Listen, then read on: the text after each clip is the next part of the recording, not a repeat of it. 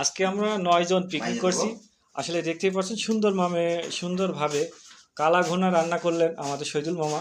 এই যে 9 জনে আমরা এখন রাত্রে ডিনারটি করব সবাই মিলে একসঙ্গে পিকনিক। আজকে শুক্রবার। আসলে মামা অনেক দিন ধরে বলছে যে মামা তোমার সঙ্গে পিকনিক করব। আমিও বললাম মামা কবে করবেন পিকনিক।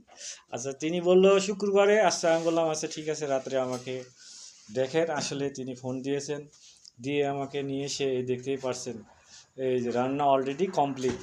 আসলে আমরা সবাই মিলে একসঙ্গে খেয়ে যে এত সুন্দর তৃপ্তি পাই, প্রত্যেক বছরে আমরা 2-3 বার করে পিকনিক হয়ে যায়। আর এরই মাঝে দেখতেই পারছেন আমাদের শহীদুল মামা ভাত রান্না করছেন। এই যে ভাতে প্লেটকে সুন্দরভাবে সাজিয়ে পরিবেশন করছেন, দৃশ্যটা তুলে ধরছি। তার হাতের রান্না আসলে অসাধারণ।